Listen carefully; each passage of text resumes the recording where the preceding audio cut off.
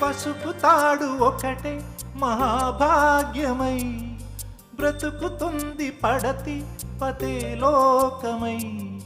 మగని మంచి కోసం పడే ఆర్తిలో సతిని మించగలరా మరే ఆప్తులు.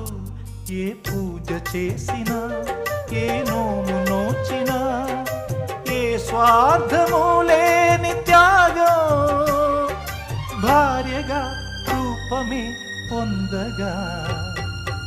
అపురూపమైనదమ్మ ఆడజన్మ, ఆ జన్మకు పరిపూర్ణత ఇల్లాలమ్మా.